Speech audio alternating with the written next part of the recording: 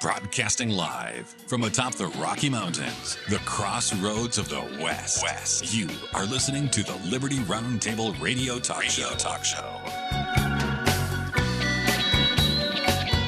Back with you live, ladies and gentlemen. Sam Bushman. Hope you're all doing absolutely fantastic. Normally Richard Mack's with me, the good sheriff. But the good sheriff not feeling too hot right now and traveling, and between the two, it's just like, oh man. So we'll give him a little extra break for Thanksgiving. Meanwhile, I just want to shout out to Erica Kirk and Kelsey Ballerini and, everybody and say, good work. We got to focus on the family, people. We got to make sure that family is part of our lives and important. There's a new CBS poll out. Don't know if you heard about it. It's kind of interesting. Doesn't really do Donald Trump any favors. Donald's starting to melt down as a lame duck, folks. And I'm not trying to be rude to President Trump. I believe in making America great again. I believe in making every nation great again, make the world great again. But this poll, CBS News poll, was conducted from November the 19th to the November 21st. And I guess they conducted this poll with 2,489 adults. And only 36% approve of President Donald Trump's economy, with 64% disapproving of his economy. Specifically, they say 77% believe Trump is not focusing enough on inflation in the economy. The poll also showed that 65% think Trump's policies are increasing grocery prices. Moreover, only 32% believe the U.S. current economy is good. The margin of error for the poll is plus or minus 2.4 percentage points. And I look at that and I go, wow, it's not looking too good for the Donald on this front. And I'm going to tell you why. This is a fundamental principle that you got to understand. Businesses, governments, borders, whatever you want to call it, do not pay taxes. You got it? Wait a minute, Sam, my business pays taxes all the time. No, they don't. Yeah, I know physically you file a tax return and physically your business writes a check for taxes. I get it. And I'm not saying that doesn't happen. My broader point, my clarity on this is this. All you do is add that as a line item of expenses.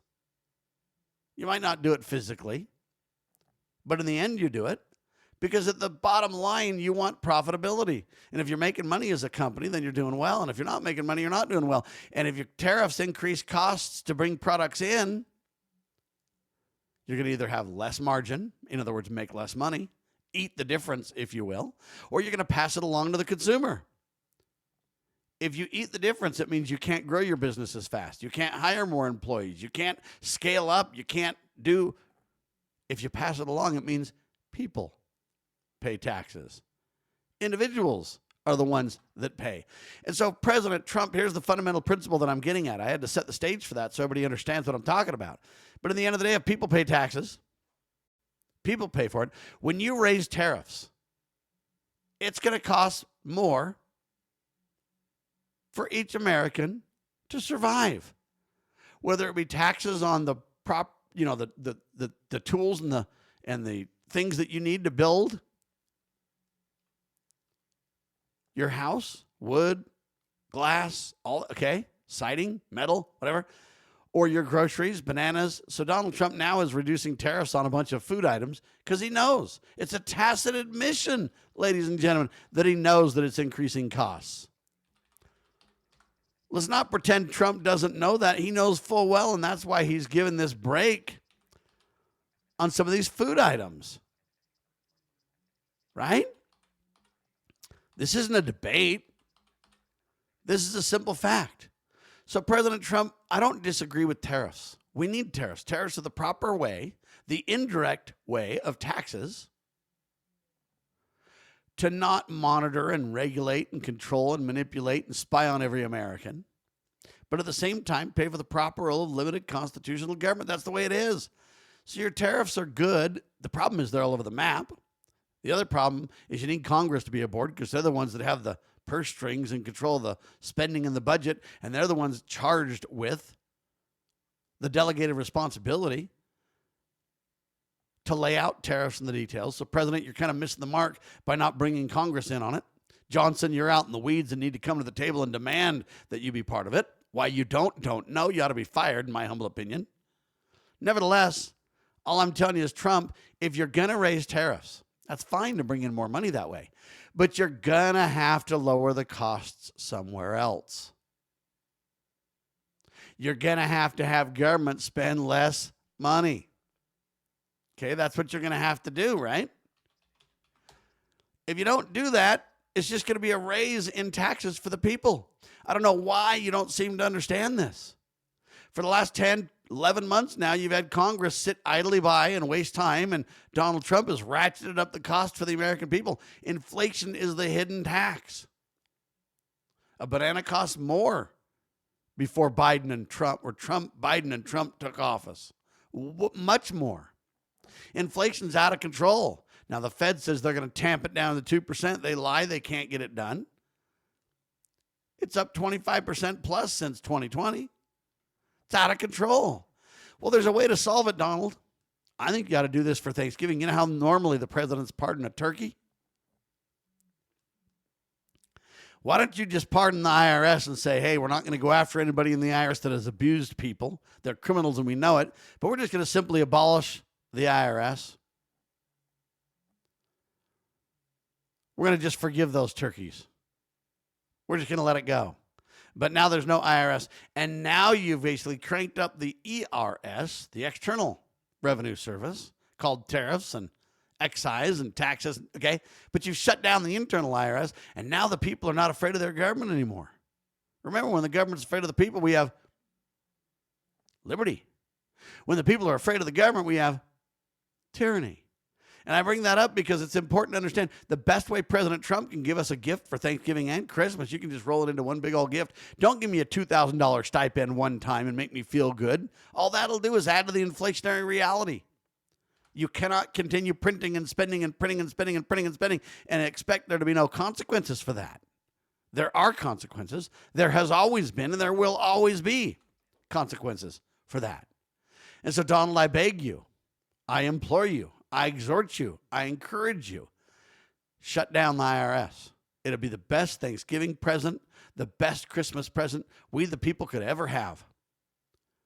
Yeah, you'd take the jackbooted thug off my throat. I'd feel free again. I wouldn't have to keep track of all my paperwork for 7 long years. My heavens. Go look back in your Bible. He had to work 7 years and thought he was going to get Rachel and got Leah or whatever it is. Then he got right or whatever. Or Rebecca. Which one is it? Rachel, Leah. Anyway, it worked for a long time. His father-in-law betrayed him, and then well, that's what I feel like. I'm working for the IRS my whole life for what? So they can pay massive interest on a debt that's all fraudulent? So they can go ahead and spend me into oblivion and spend it on WIC and all kinds of government programs for handout food subsidies? Why do I got to send my money 2,000 miles to the east to Washington District to criminals so they can send it back in the form of subsidies or form of favors or form of handouts or redistribution of wealth plan? That's fascist. That's communist. That's socialist. All roads lead to that. The answer is the free market. The answer is supply and demand. The answer is indirect taxation to pay for the proper limited role of government. And the answer is not to spy on the American people. That's why direct taxes were so abhorrent to the founders. They need to be that way to us too. And so I'm asking Donald to give us a great gift. Don't just do a $2,000 measly one-time inflationary stipend. It's like a sugar high. You get a bunch of candy and boom, you got a big old sugar high and then you want to crash. Don't do that. You already tried that in your first go-round, Donald, and it didn't go very well. We had fraud up and down the line when it came to the COVID cash that people got. Just a bunch of fraud everywhere. People are still getting busted for the fraud that took place there. Don't do that. But do abolish the IRS, though. Take that cursed organization that's unconstitutional and immoral and get rid of it. Just shut it down. I mean, I know you're struggling to shut down the education department. You're pretending to shut it down. You're really moving all responsibilities of the education department to different departments. And then you say you got rid of the education department. Well, you got rid of it in name only then. It's kind of like a rhino. They're a Republican in name only. If you get rid of the education department but push all the different services to other government departments, You're really just an educational rhino. You got rid of the education department in name only. That's all you've done. So let's not play games here with the American people. Only 32% rate the U.S. economy as good. And they're saying that because you have increased expenses for all of us. You made it harder to obtain goods and services. But you haven't given us any relief anywhere. All right? You haven't done anything that could really improve things for me. And so when 77% believe Trump's not focusing enough on inflation in the economy, he's right. Oh, if you want to get rid of inflation, just abolish the Federal Reserve and go back to honest money.